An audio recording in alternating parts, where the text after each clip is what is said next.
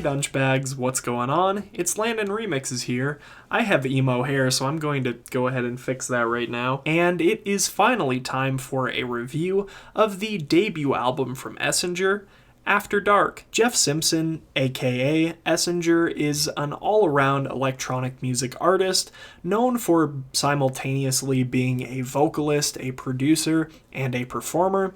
He was raised in Venezuela, but is currently based in Kansas City, USA. Simpson had humble enough beginnings, but musically speaking has been pretty active over the last several years, releasing under a few different aliases including Small Dust and Satellite Harbor, as well as being a touring member of a very popular scene band that shall not be named in this video. However, with none of his successes quite matching up to what he's achieved with the Essenger project, with him just about skyrocketing in popularity over the last 12 months, self-released singles of his like Ghost and Eyes Closed gaining pretty significant traction, collaborating with acts like Dabin, and releasing on labels like Monster Cat and Seeking Blue, and more recently, I suppose, becoming Monster Cat's native meme lord. I know a lot of people found his music through the massively heavy drum and bass heater Berserker with Mazar, which was maybe one of the biggest D&B tunes of the year. I even have a roommate here in Idaho who recognized Essenger's name because of that song, and he's not even into EDM. However, my personal journey with Essenger and his music is a bit of an unconventional one. Sometime in 2017, Jeff had slid into my Facebook DMs with a link asking for feedback, and as a writer for Your EDM, that tends to happen a lot, and usually when it's people who just initially reach out with a link, I tend to ignore it. However, not too long after that, the two of us realized that we had a very similar background in CCM and also a pretty heavy mutual love for Owl City, and by the time he released his cover of the deadmau5 song Monophobia featuring Rob Swire, I realized that his talent went way beyond what I initially expected, not only because of his abilities to make strides in the fields of production and sonic experimentation, but the dude's got a really frickin' good voice. He seems to just jump between deep and powerful to light and ethereal to in-your-face and aggressive, all the while tending to provide some seriously thought-provoking, immersive, storytelling lyrics. Needless to say, Essenger has been without a doubt one of my favorite artists to watch over these last couple years.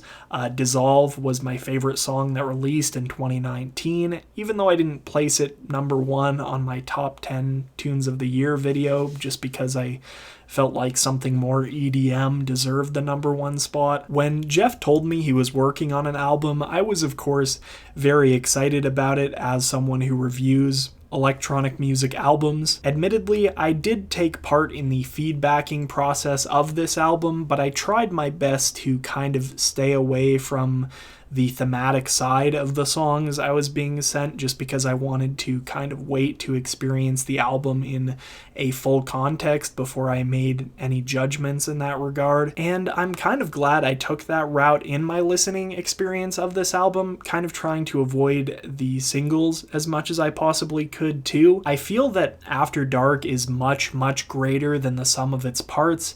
Any given single that you might have listened to prior to this album's release is really just going to be such a small taste of what this album brings to the table. I would genuinely say After Dark is the most story-driven, poetic, lyric-focused synthwave album I've ever had the pleasure of listening to, delivering messages about mental illness, existential dread, struggling to cope with an ever-evolving world, all kind of in this futuristic, cyberpunk kind of context. The album plays out in a very cinematic kind of way. At least when I listen to it, I can almost imagine in my mind's eye an entire cyberpunk-style movie surrounding this thing. Admittedly, there aren't a ton of just crazy, ear-catching moments when it comes to the production of this album. Most of the songs songs in terms of structure are pretty straightforward. The drops on this album are really nothing to go cuckoo over generally. However, in the case of this LP, I honestly don't really care that much because the production takes a huge backseat to what is, in my opinion, much more important in this context: Jeff's lyricism and his vocals. At the same time, this album manages to deliver a very tight and consistent track list. Nothing on this album to me really stands out that much more than the other songs here. The only song here that really strikes me in any kind of negative way is Downfall, featuring Lexi Norton of Echoes. I feel that she was a bit underused in terms of vocal performance on this song, considering some of the features we've seen her give in the past. The only part of the song where I really felt her vocals were hitting their maximum potential was on the bridge, which I'll admit is beautiful. It's my favorite part of the song, hands down. But outside of that, the vocals generally tend to be a little bit spacey. I feel that a bit more lyrical content could have been packed into the song. The song seems to be about struggling to break free from a toxic relationship, but really nothing in the vocals or the production kind of convey that, anxiety or kind of like evil feeling that I feel like it's trying to evoke. The lead synth, I also feel, can get a bit monotonous. I think something a little bit more crazy and hectic might have worked in this situation, considering the theme of the song. However, I also think the chorus is really well done. Not necessarily my favorite on the album by any stretch, but I think it's got some good qualities to it, like that line with the "I hate the way, I love the way that you pull me under." Kind of helps break down what a person's mind is going through when they're dealing with one of these toxic relationships. The title track, of course, After Dark, is an example of a song that I think pulls off that same kind of style in a much better way, keeping once again the storytelling at the center, but with a very memorable melody kind of playing the background throughout the entire song. And then there's also a really cool guitar solo toward the end of the track that I think spices it up in a way that Downfall doesn't. And I say guitar in air quotes because I'm pretty positive that this is a synth that Jeff has just done a very good job at making sound like an electric guitar. It honestly blows my mind how he was able to do that on this track, and I hate to keep bringing up Dissolve, but that one as well. It sounds so much like a guitar, it's honestly unbelievable. Half-Life is another compelling piece that seems to be about struggling with mental illness, maybe suicidal thoughts, and just trying to push away someone close to you so that they don't worry about you. The song also has what is, in my book, undeniably the catchiest hook on the entire album, with some sweet, thumping bass in the background driving it. Ever since the first time I listened to this song, I knew the hook reminded me of some other pop song I had heard before,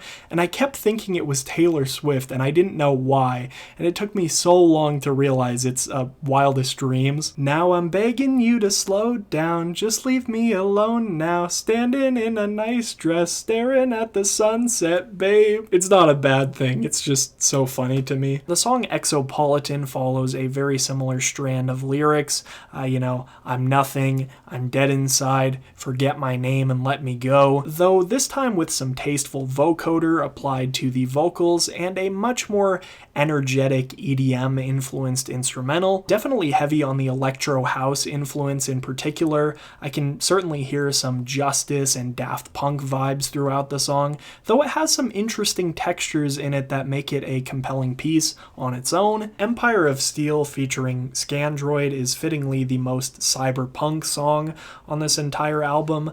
Lyrically goes down a path very similar to a lot of Clayton's stuff, future, robots, industry. There's even a line about job automation on this song. Yang 2020, am I right? The song Lost Boys, in collaboration with the future punk outfit Young Medicine, seems to be a love letter to the 1987 vampire horror flick of the same name, with lyrics like "From hell we crawl and tonight we ride by moonlight." However, some of the lines on this song seem to follow a very similar path to a lot of the other lyrics on this album.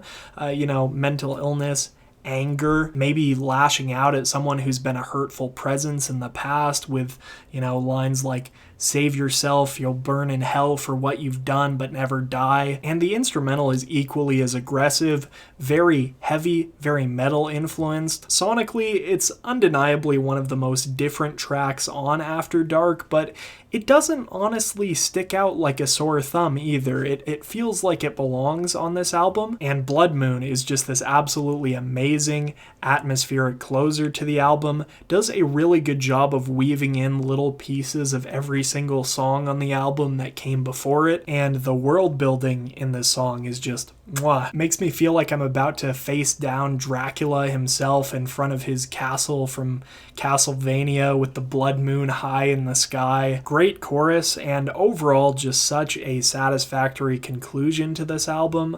I could not have imagined it working any better than it did. But yeah, I love this album so much. Even considering how much I enjoyed some of Jeff's previous music, I couldn't have imagined enjoying this album as much as I did. I even went and bought the album on cassette tape, which I have literally only done one time before, and it was this one. I don't think this album is absolutely perfect, but it's definitely worth not missing out on. Essenger crafted a compelling storytelling work of synthwave that is, and I feel completely comfortable saying this, my favorite album in the genre. RR7349 comes close, but I was never as excited about that album as I am about After Dark. While so many artists in synthwave, I feel, either choose between focusing on the aesthetic or the production side of things, Essenger, I feel, did both of those things to a certain degree while also keeping an immersive, relatable story at the forefront. For After Dark, I am feeling a decent 8.5 out of 10. As always, if you guys haven't listened to this album and you'd like to, which please, for the love of God, listen to this album. It's my favorite that's come out this year, thus far. I have the Spotify link down in the description, and if you have already listened to this album in your own time, feel free to let me know what you think down in the comments section. If you enjoyed this review and want to see more content like it, make sure to consider hitting the subscribe button, and also leave me a like while you're at it. Anyway, I'm Landon Remixes, and I'll see you guys next time. Peace.